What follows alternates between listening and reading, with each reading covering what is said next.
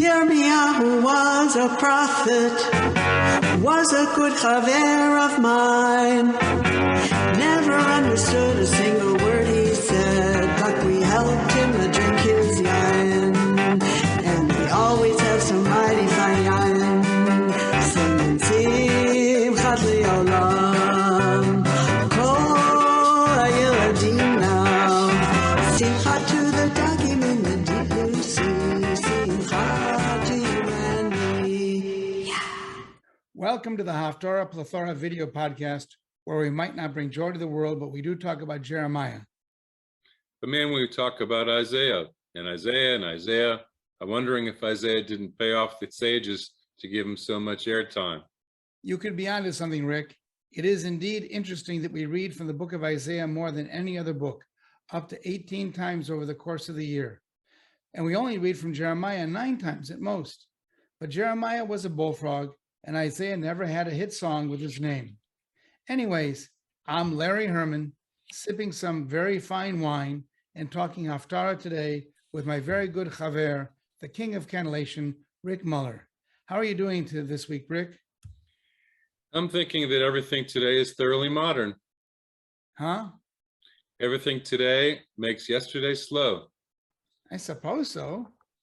So beat the drums, because here comes thoroughly modern Millie, who we think is chic, unique, and quite adorable. I get it. That's the song from Thoroughly Modern Millie, and you're getting us ready for Millie time.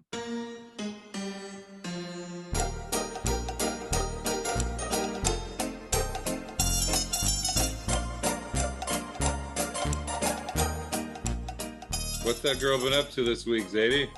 Well, she's starting to hold her own bottle, I mean.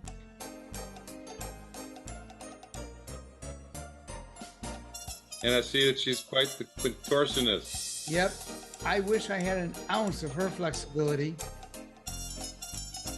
And she pretty much smiles on cue. And who can resist smiling back? Can you say hi to all the people at the Haftarah Plethora? How about a big smile? But if we can get back to the Haftarah, we were wondering why we were going back and forth in the book of Isaiah last week. We were in chapter 54 2 weeks ago, then chapters 51 and 52 last week, and now we're back to the beginning of chapter 54. Then there's the fact that the Haftarah for Parshat Noah combines the Haftarah for Re'eh and this one for Tetzei. What's up with that? Isn't that confusing? No. No? You mean you understand it? Yet. Yet? Now you speak in Russian? You trying to confuse me? Lo. Okay, I get it. You're trying to say no as many different ways as you can. Rick, you catch on fast. I was just noting how many times over our very short Haftarah today, we actually see the words lo or al, both of which are different ways of saying no or negating the meaning of the word of the verse. By my count, 10 times in 10 verses, half of them in verse 4. I see what you mean. The first half of that verse has 4 of them. Al tir'i ki lo tevoshi ve'al tikami ki lo tachpiri. Right.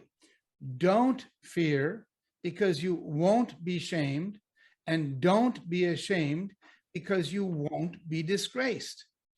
That's a lot of don'ts and won'ts.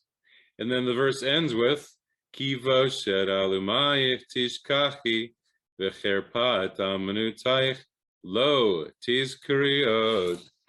For the shame of your youth will forget, and the dishonor of your widowhood will not recall. But Rick, do you notice something else about this verse and also about the theme of this short Haftarah? You mean that it's filled with negativity? Not really. Most of those negatives turn out to be positives, since they're negating something bad, like don't be afraid, or do not be ashamed, or you won't be disgraced. Those are all good things. But remember how last week we commented on the connection between the Haftarah and Lecha Dodi? This week we have more connections. In verse 3 we have ki yaminu small tifchotzi. And in verse 4, we have lo tevoshi v'al tikalmi. Both these phrases were used by Shlomo Halevi Alkabetz in composing the Lecha Dodi. And the metaphor that Isaiah uses here is of the forlorn wife, whom God has taken back. Granted, it's not the Sabbath bride, but just like last week, the wife represents Jerusalem or Zion, which is also one of the midrashic meanings of Lecha Dodi. Much of Isaiah anthropomorphizes Jerusalem, just as Lecha Dodi does the same with Shabbat. Both use the symbol of a woman, the wife, widow, or bride. Alter has a field day with these various images. For him, the Ve'ulah, which the JPS translates as wife forlorn in verse 1, is translated by Alter as the one with a husband. He also sees a sexual connotation in the various references to the woman who is gratified by being redeemed from her condition of abandonment by God. God redeems his people and his holy city, just as Boaz redeemed Ruth. And have you noticed that 4 times in these 10 verses, there's a variation of so saith the Lord. In verse 1, it's Amar Adonai. Verse 6, two variations, Amar Elohayich and Kira'ach Adonai, reverse those. And verse 8, Amar Goalech Adonai, and verse 10, Amar Merachamech Adonai. Why the frequency, and what do the differences mean? Well, clearly, Isaiah wants the people to understand that this message of redemption is coming directly from God. But more than that, he wants to describe something of the character of God and his relationship to the people. In verse 8, the speaker is Adonai, your Redeemer, which loses something in the English translation, since Goalech conveys that the redeemed is a woman. Similarly, in verse 10, Merachamech, which is literally your compassioner, or probably closer to your lover, again, the beloved being a woman. Pretty hot stuff, at least for the middle of the first millennium BCE.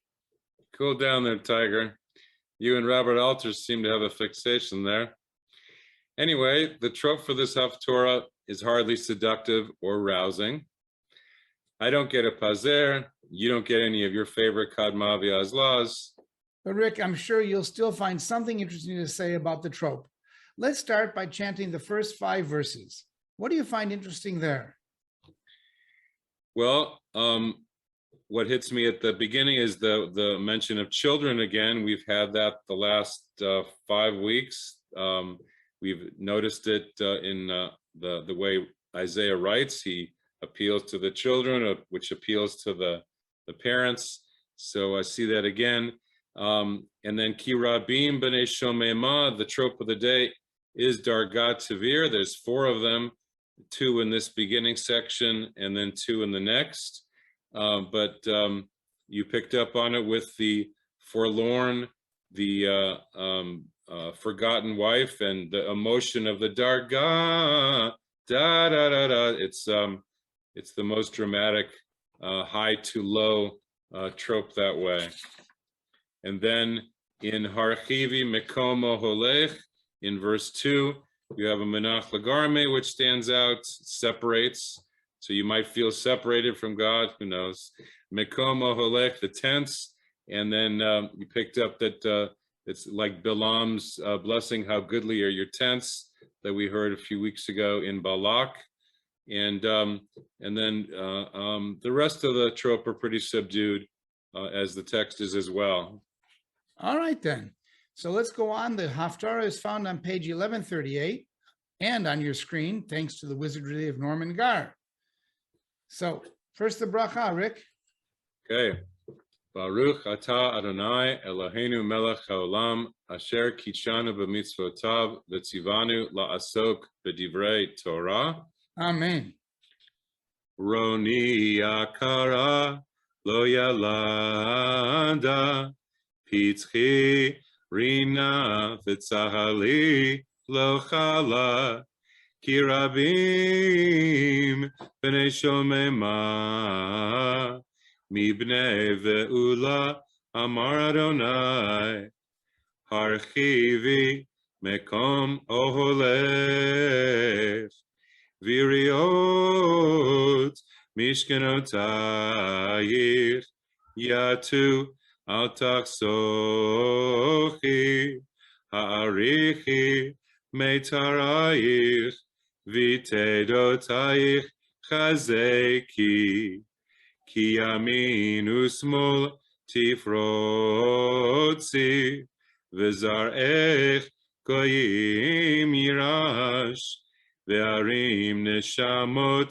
yoshivu al ter'i kilo tevoshi ve'al tikalmi kilo tachbiri ki voshet alumayich tishkachi becherpat amanutayich lo tizkari od ki vo alayich osayich Adonai tzvaot shemo v'goalech kedosh Yisrael Elohei chol haaretz yikareh. Great stuff, Rick. I'm going to jump all the way to verse 8, where we have an interesting phrase. Beshetzef ketzef. I like that sound. Sounds nice. Alliteration. And JPS translates it as in slight anger, but it literally means a torrent of foam, and Alter translates this as in surge of fury. And this is in great contrast to the phrase that follows, Uvechesed olam richamtich. With everlasting kindness, I have compassion for you. The end of verse 9 also has a variant on the ketzef, which is miktsof, translated as be angry.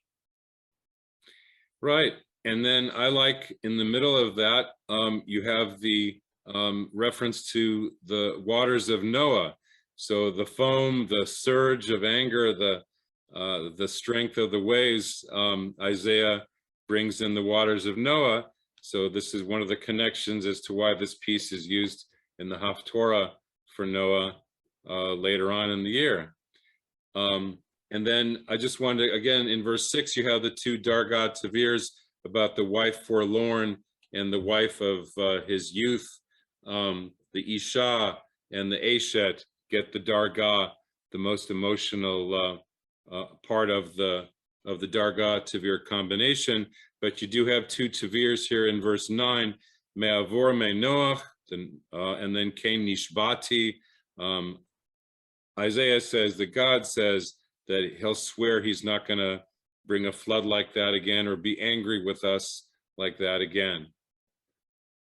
Very good. Probably the flashiest trope that we have is in verse 10, right? The Gershaim.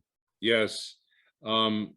Right, and the JPS translated as loyalty. So here, I like, again, the poetry of Isaiah. He brings those two lows at the end, lo yamush with the Rivia the first time, and lo tamut with the munach sakev katon. So the Gershaim, v'chazdi, it introduces the ending, and those two verbs, they sound alike.